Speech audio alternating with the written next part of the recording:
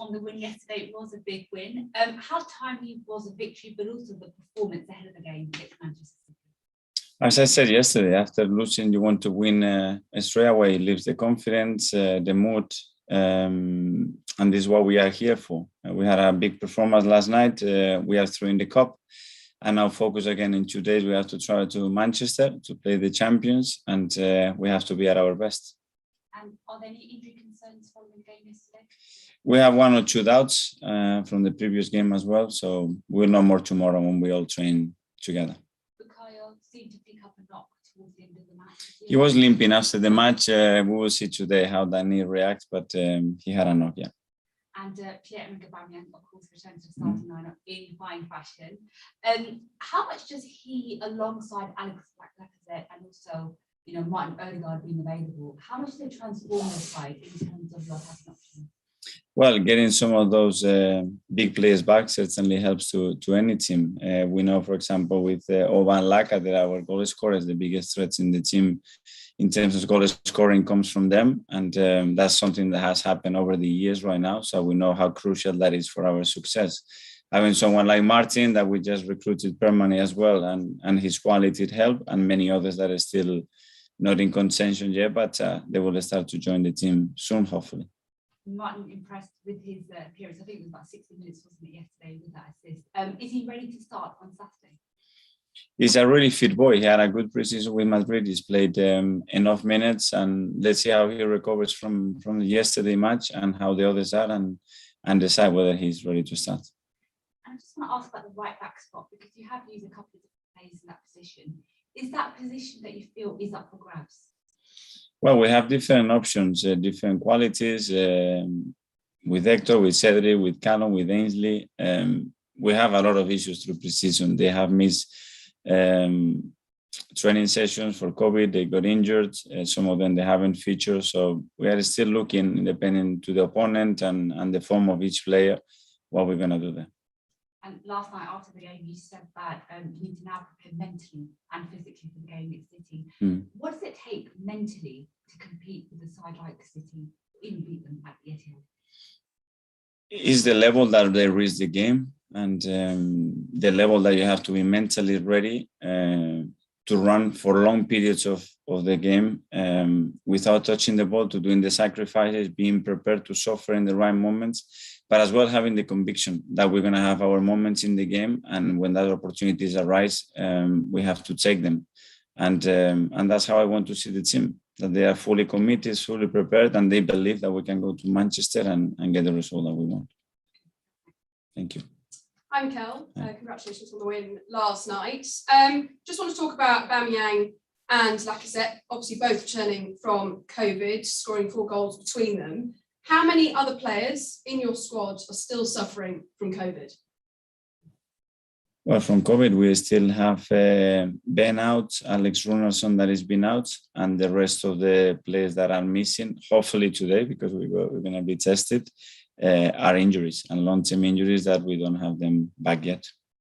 And Aubameyang's hat-trick last night once again proved his strength in that centre-forward position. Do you think that's where he can make the most impact going forwards? I think he can play in both positions, off the side or up front. He has scored goals through his career. He had moments here where he scored more playing as a winger than as a 9, and the opposite way around. It's about him getting his best form, that physically is still not at his best because he's been out for a while. And when he recovers that, is his confidence. He's done it all his career, and the team put him in this position as much as possible, and he will put the ball in the back of the net. How close is Gabriel? He's been training recently. Could he feature against Manchester City the weekend? He's getting closer. He had a couple of sessions with the team, but we don't know. Let's see tomorrow how he's. And how do you assess your work so far in the transfer window? Are you looking to add a couple more options before the deadline day comes? We don't know. We already done a lot of things, ins and outs, a lot. I think it's 16, 17 deals in total with some renewals, which is a lot of things. And there still are some things to do in the last few days, because there are still some question marks and deals that can happen, but we will see. What are your thoughts over releasing Premier League players to red list countries for World Cup qualifiers?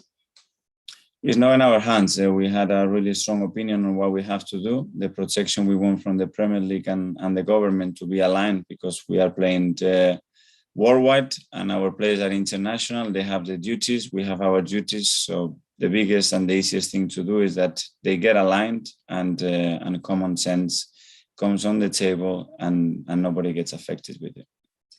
And ahead of facing Manchester City at the weekend, what's the most valuable thing that you learned after working under Pep Guardiola? First of all, that you have to believe in what you do. And in any difficult moment, you stick to what you do, and the whole team, the whole club sticks to what we believe, and all decisions are making all the time in that direction. And how significant could this performance and result be for the narrative, the way that Arsenal's Premier League campaign has started? It would be great. It would be a massive lift to go out to Manchester against the champion and get the win. It would change, I think, the narrative a lot. It will help us on the table for sure, because we need the points. So that will be the game to take. And finally, from me, what would constitute success for Arsenal this season? That we won in Manchester. Thank you. Good luck at the weekend. James. Afternoon, Mikel. Mikel, have you felt a momentum shift in recent days with players coming back from COVID and injury, the new signings integrating, and of course the result last night as well? It does, because we need our best players and we need a squad that is fit and healthy, and that we can prepare matches with certain normality. And hopefully by tomorrow we will get the squad in a more normal place, even though we're still missing 6 or 7 players. But we can prepare the game and then we can put the players on the pitch with the preparation that we've done. Last night you spoke about how pleased you were with the togetherness and dedication that the players are showing. Does it feel like they really feel they have a point to prove it and they want to prove people wrong? Well, they have to succeed, that's for sure. And they want to make people happy. This is our responsibility. We have a big job and big responsibility, because we are able to do that. And as well, we are able to create disappointment when things they don't work the way we all want. But the commitment, the desire, the togetherness, the atmosphere, anybody that comes through these doors, you can see what it's building, and then they have to be supported with one thing, which is incredible necessary, which are results always in football. It's been over a year and a half since you left Manchester City. How much progress do you feel like you've made at Arsenal in the time you've had here? Well, I think they maintain a big part of the squad. They still maintain a lot of things that were happening before, and certainly they maintain success because they kept winning. Is it still an enjoyable experience managing Arsenal? For me, the best experience I ever had in football. There's always speculation that surrounds a club like Arsenal. You may be aware of the report earlier this week which suggests that you're running out of time, that there's 5 games. What do you feel when you hear something like that? Do you sense the urgency?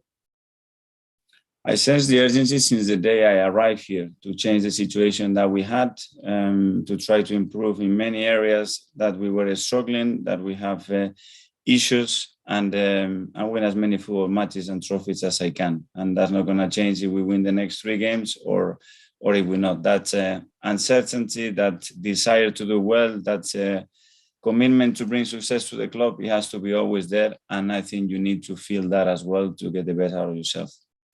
And just finally for me, Mikel, what is the latest on Ben White? How is he coping with COVID at the moment? I take it that he's definitely missing for this weekend. He's asymptomatic. He's been feeling good. And as quick as we can, we're going to bring him back to training and start to play games with us again. Thanks, Mikel. Thank you. Thanks, James. Mark, Press Association. Afternoon, Mikel. Hi. There's some reports that Willian is set to leave Arsenal and return to Brazil. Is that something you expect in the coming days? We are having some conversations with him and the agent, and we are evaluating the position that we are in at the moment. If he does depart, why do you think it hasn't worked from Arsenal? Obviously, he was signed with quite a lot of fanfare. He was great on his debut against Fulham, and then it just seemed to tail off, didn't it? I don't know. At the moment, he's an Arsenal player, and we are trying to get the best out of him when he's here. And anything different. It's just maybe things that can happen. You've spoken about Pep. He said yesterday he will leave Manchester City at the end of his current contract. Does that surprise you? And what could you see him doing after he left Man City? There's talk of him maybe taking a national job somewhere. I don't know. It's his 5th season, and if you would ask me before whether he would be there, obviously it's the club that has been the longest. I think he's loving it there. I think he's got the right support. He's winning trophies. He's building what he wants. He wanted to have the experience in the league, and he's had him. And I think he's extremely happy right now. Do you think? I think we look at the Premier League and the history, and we look at managers like Arsene Wenger and Sir Alex Ferguson. Does Pep have to be put amongst them now, given what he's done in this country? I don't know. Obviously, the longevity of Sir Alex and Arsene, it's incredible what they've done. I think Pep has brought a lot of new things and a different way of playing. And I think what he's added to this country is exceptional, and it's going to go in the history of the Premier League for sure. City obviously are in the market for a striker, and everything went wrong with the Harry Kane deal. Do you have any concerns that they might look at coming in for someone like Pierre-Emerick Aubameyang? I don't know. I mean, he's our player, and he will remain here. Given the money that's been spent bringing players in, is there anyone in the squad at the moment that if an offer came in that was money that you had to take, would there be offers that were too good to turn down for any of your players, do you think? I don't know. We haven't had that situation, and probably that question is more for Edu and the board. And then just finally, Mikel, Sead Kolasinac played last night. He's another player heavily linked with a move away this summer. Given that he started last night, is that an indication that he will remain at the club beyond the transfer window? Or no, it's an indication of every player that is with us, that is training and behaving the way that Sead is, and we have the possibility to give them minutes. We want to be fair, because that's what we demand to all the players. He's our player, and we treat him exactly the same way, and then we will see what happens. So you're not sure yet whether he'll stay beyond the window? At the moment, he's staying because he's our player. Thanks, Mikel. Thanks, Mark. That ends the live session. And now come to Simon from the Standard. 12